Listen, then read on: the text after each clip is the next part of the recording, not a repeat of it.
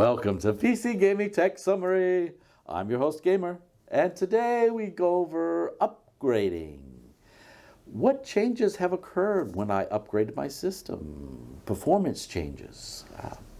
So we're just going to go through that today and have a look. I don't have all the answers for you. Obviously, everybody, there's thousands and thousands of different combination of systems. But I think it's good to look at sort of a more realistic path. I'm not going to show you a 3090 or a 3080 or a 6900 graphics card. No, majority of people don't get those top end graphics cards. So I want to look at a more realistic side of things. But before I do that, I just want to say real quick, this AIO debacle, yeah, it's going to keep going on and on. I haven't had any luck, the big players responding to my correspondence. So hey, I can't worry about that. We're just going to do what we do and carry on. Okay, so what is it? Okay, I bought a 240R, an MSI Core Liquid Mag 240R AIO all-in-one cooler for my new 12700K CPU. Okay, it needs liquid cooling because it is a hot CPU. Goes up to like 211 watts. Is what, that's the highest I've seen mine go. So things get a bit toasty, and just having air I don't think is going to be good enough, or very difficult. The cooler is going to be massive. Big as the PC maybe, who knows. But okay, so these 240Rs, these 360Rs. So you've got the 240R, which is mine, about, it's like two 120 fans, right? The 360 is 3 fans, so the radiator is about this big. Okay, radiator is in the pump. Okay, and I don't believe it is the pump itself causing the problems. It may be contributing is where you have your pump. So on my system, I've got it tilted. So I've just got a piece of wood underneath. Okay, one end. The pump is here, and I've got the air collecting in the radiator up in here, right? Because I needed to top mount my system. I've gone through why, etc., etc. Okay, so it's working fine. You can't hear any bubbles in there. It's going good because I have changed the liquid. I changed the coolant. Okay, so what came out of there after 1 month of use was this cloudy solution. Let me go over this again real quick. There seems to be questions in regards to this, and I'll quickly go through this. Cloudy bad, clear good. This is the new solution, coolant solution with ethylene glycol, and it's got corrosion inhibitors and biocides to kill bacteria. You got to keep that bacteria under control. Okay, cloudy bad, clear good. Okay, so what is this cloudiness? Okay, they're solid material, right? That's suspended in the solution. So instead of it settling out, it's just suspended in the solution. Okay, I don't want cloudiness in my AIO solution. What is the purpose of the solids? Well, I would guess that perhaps it could be bacteria and corrosion products. Well, I know the pH of the solution. We did it in our What the Chemistry first episode. We tested the pH of this. What is it? 6.5. Bad for copper corrosion, bad for bacteria growth. Okay? I don't want this in my AIO. I got it out in time. Okay? Before deposits and cooling problems occurred. I got rid of this. It's right there. I put in this, okay? I don't have any stock. I don't make money from them. I don't get commissions, nothing. This is made in the UK. It's an XT1 Nuke UV Sky Clear Blue concentrate, okay? So I made a 28% solution, which is clear. I got it in there. It's working great. So far, no problems, no issues, all right? Okay, let's carry on. We are going to look at i7-7700. It's started off with that 5 years ago. That system was built 5 years ago with 4 cores, 8 threads, all core. Boost to 4 gigahertz. Okay, base is 3.6. For 3 and 2 cores, it boosts to 4.1, which is what I would see a lot of the time. And then 1 core is supposed to boost to 4.2, which I don't really see that much very often. I think it does a very quick boost. And with the wonderful, the ASUS STRIX, top of the line, NVIDIA GTX 1070, overclocked with OC scanner, okay? Like that, I like that graphics card for the time, okay? It was good. And we upgraded to the 3060, the ray tracing, the RTX NVIDIA 3060 12 gigabyte, okay? And looking at the Steam survey, the 3060 is the most widely purchased 3000 series graphics card. So after the 3060, as far as the 3000 series, is the 3060 laptop.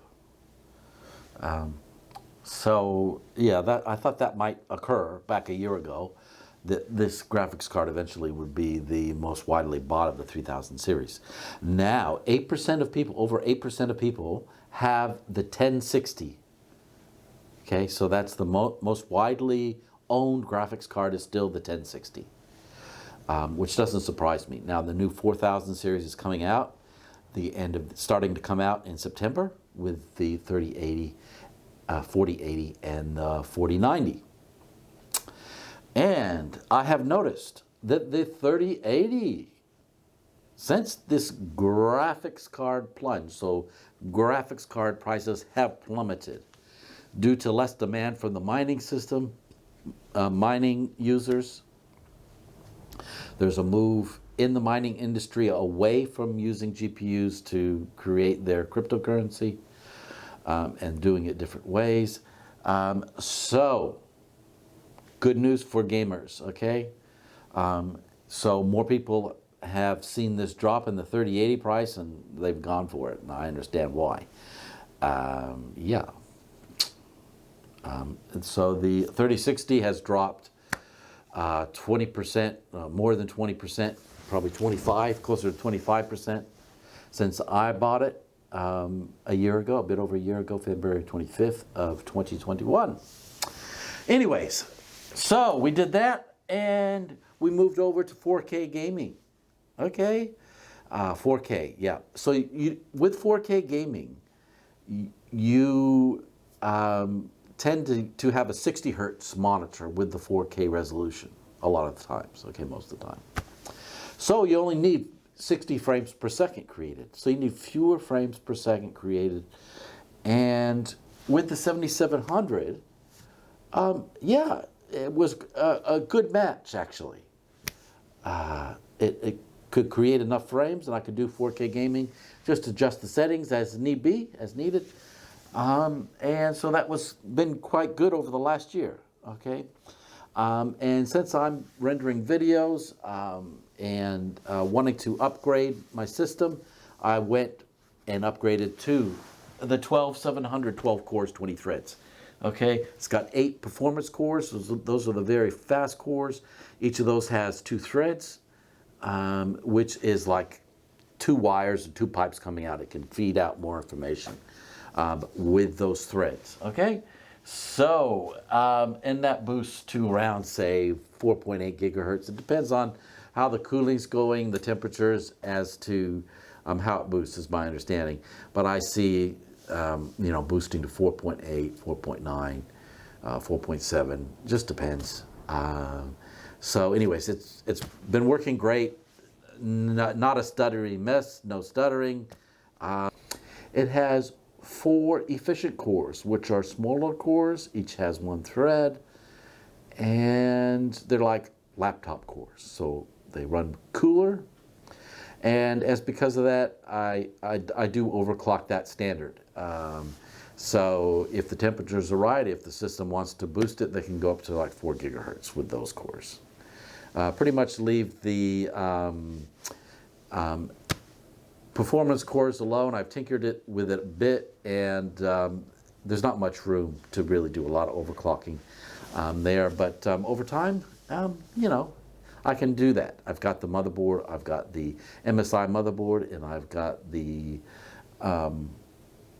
K chip, this 12700K, so I can overclock that if I desire to. And with the 3060, 12 gigabyte.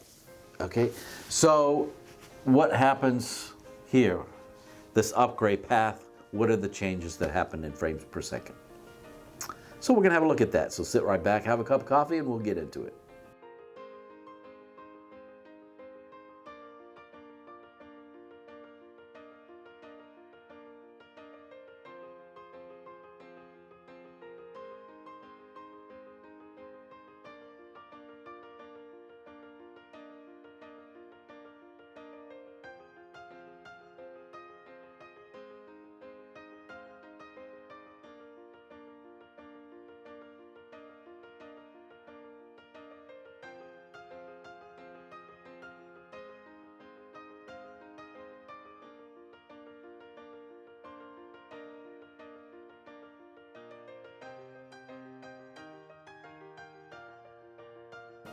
Far Cry New Dawn with the blue columns. That is the 1070, okay?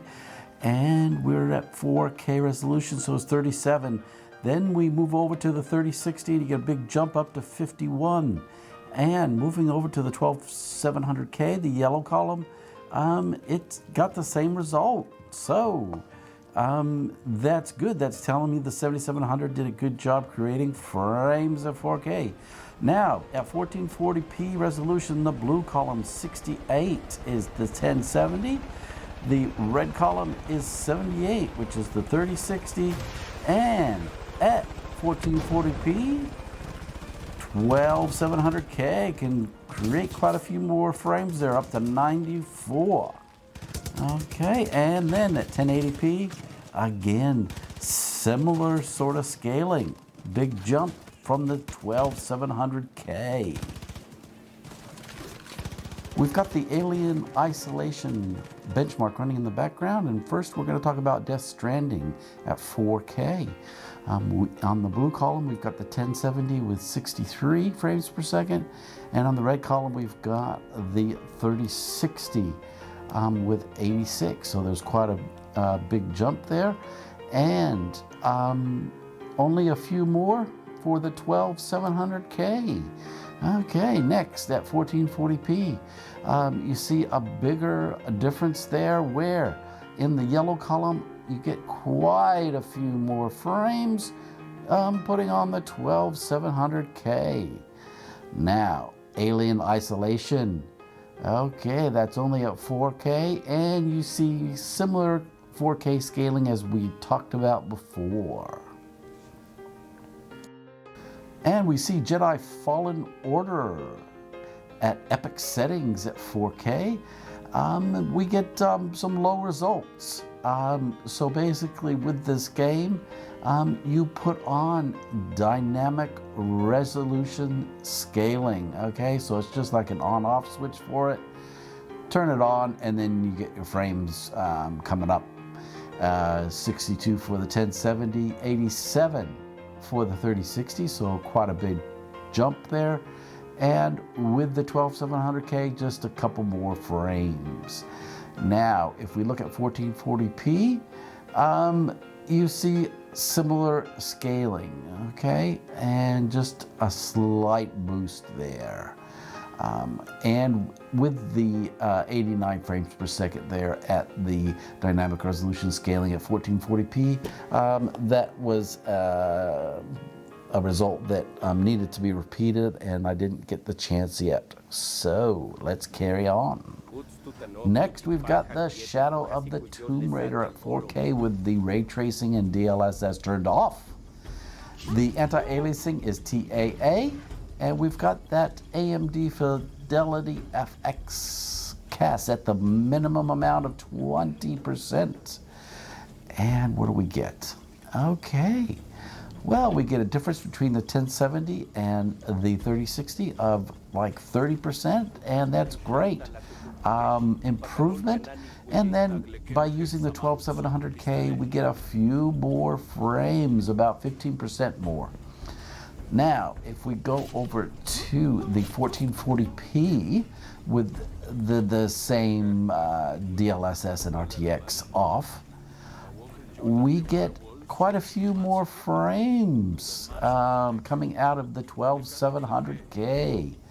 Yeah, quite interesting. Next, we'll look at the ray tracing turned on, and we'll just compare the 3060 7700K with the 12700K and 3060. So 73 and 79. So we get a few more frames there at the performance setting for DLSS. Next, we're just going to look at some ray tracing at 4K with DLSS at ultra performance. And you can see going in the red column from the 7700 CPU to the yellow column, the 12700K, we get a few more frames there. And if we look at the next set, we've got 1440p. And wow, that's quite a big difference, isn't it? 30% more frames or so. And at 1080p, oh my gosh, you like double it, don't you? Look at that, from 94 to 192 frames. Oh my gosh.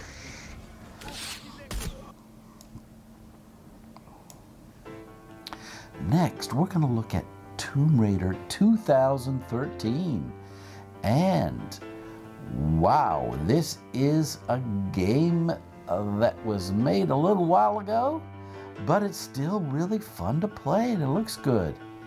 And so with this game, the CPU can handle those frames because of when it was built and how it was built and everything.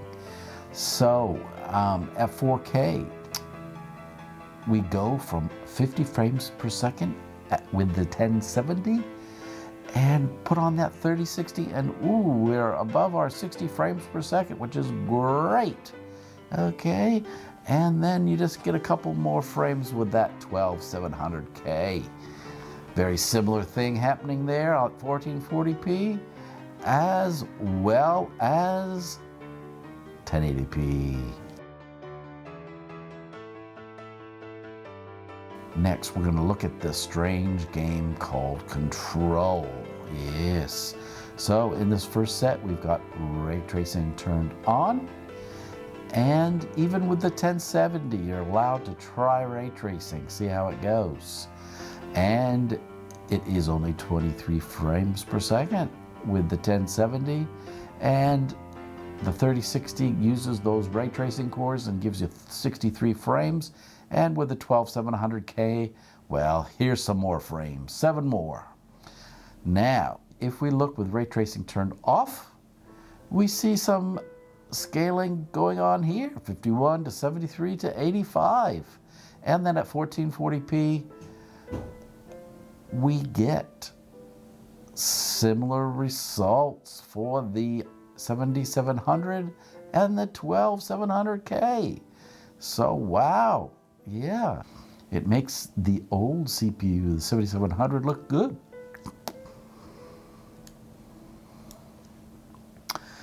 Oh, what's next? Little Resident Evil, few Resident Evil games? Okay. Now, Resident Evil 3 at 4K,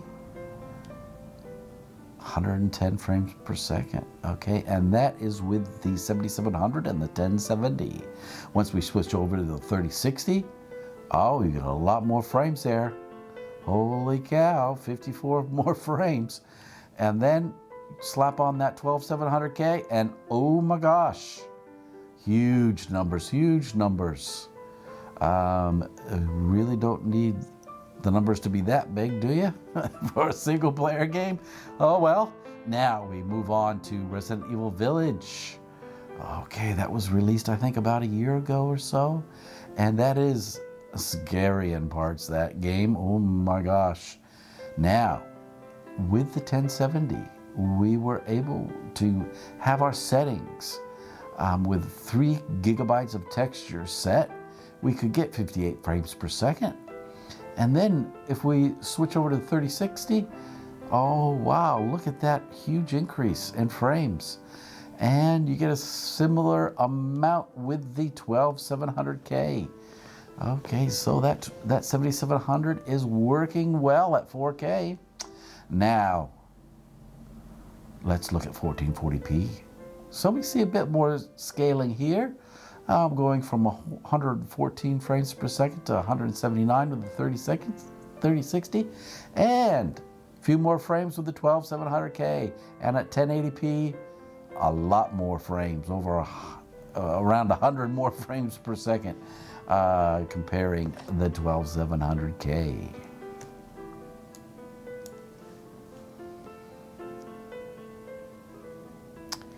Hitman 3, Hitman Trilogy, Hitman 1, 2, and 3. Oh, a lot of fun playing this game. And with the Dubai benchmark at 4K. Yes, the 3060 makes a big difference in frames per second. Really gives you a nice result there, around the 60 frames per second. If we go over to 1440p, well, you see a bit more scaling there. Yeah, the 12700K in the yellow gives you quite a few more. And if we look at the Dartmoor, yes, the Dartmoor level benchmark, there's 2 different level benchmarks in this game, which is great. And it is a bit more CPU intensive, uses the CPU a bit more on this benchmark. And the 12700K, well, that just gives you a nice little boost there, doesn't it? Well, it was a bit interesting to see those changes with those hardware upgrades that we put in. And if you'd like to see some more videos on this sort of thing, and we've got a new series of videos called What the Chemistry, so it's about chemistry and technology. And a real wide variety of videos. All you have to do is subscribe and you'll get notified when those videos are ready. And thanks for joining us here on PC Gaming Tech Summary. And don't forget, you'll be seeing me in the next video.